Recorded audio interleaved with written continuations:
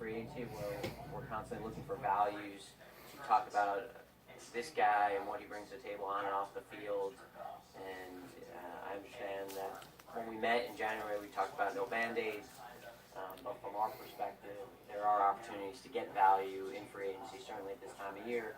And we're looking at any ways to improve our football team. So we are trying to build this for the long time. At the same time, when we see opportunities to improve our football team and the competition level and the depth on our team, we're going to take those opportunities. Chris was especially happy to play a very part-time role back down the stretch. One of the things he said in his Instagram post that he wanted to move on was that he could be more in the role that he played previously in his career. How do you see it? Do you see him as a rotational player?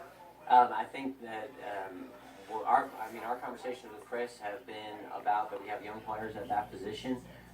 He's very excited to come aboard and help contribute, and no promises have been given. At the same time, we have high expectations. Certainly, BG, Vinny leading that group. Marcus, the second year in the system. Steven Means, Alex McAllister. So we're always going to prioritize the lines, and I think this is another step to showing that our actions are in conjunction with our words. How does this give you, or Joe, give you more freedom for the draft? Because obviously that was an area, just by design, that you needed. But does it give you some more freedom to do other things for the draft?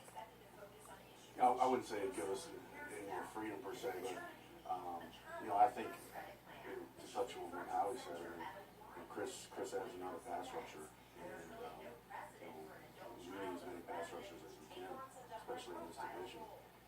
I think I still think we're going to look best player available in the draft at the end of the day, though. What is Chris? Can you give us a little scouting report on how he played last year? How much gas he's got left in the tank? All that. Yeah, Chris was coming off of injury in 15. He ended up playing 65%. I know Les touched on him being frustrated down the stretch, but he still plays 65% coming off injury.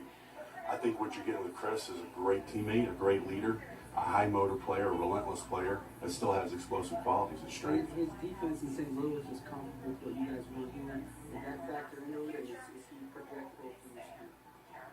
No, I think that was a factor for Chris. I think he was excited about coming in here and getting the shorts to speed. Was he on the radar the whole time, or was this something that you looked at what was left and decided that he was someone who was valuable? He's someone that we've always admired, his level of play, and when you turned on the tape and watched him, he's a pleasant surprise about the way he plays, and it really fits what we're trying to bring and build in Philly. And he was really excited to work with our young players as well and take on that leadership role. He has connections to the Philadelphia area. Obviously, his dad played at Villanova, his wife's from Philly. So he was really excited to come on board as well. And when we looked at the opportunity to add that kind of person and player, at this time of year, we just felt like it was an opportunity to take for our football team. Howie, every time you sign a player, people wonder how you get him under the cap. Do you have anything left, or how did you get him under the cap? Well, it's challenging right now. There's no question about it, and our conversations are, what is this guy going to add, and can we rationalize the situation we're in? And we just felt Connor's a big loss to our football team.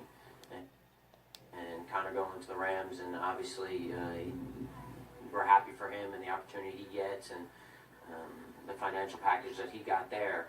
But when we were able to get a guy who brings a lot of the same qualities on and off the field and things that we value, we thought that it made us better, not only now, but the legacy he could have going forward to the players that are on our team. You mentioned the Band-Aid. At this point for agencies, mostly Band-Aids. Is this something you anticipate doing as some other positions need finding the short-term fix? Yeah, Zach, we're value shopping for sure. Every day Joe and his staff are going over the list, rewatching guys, seeing if there's opportunities to improve our football team, and if there are, and we can go into the draft without even having that more pressure on that, we're going to look to do that. Now, do I think we're going to go out and sign 3 or 4 more players in free agency? I don't.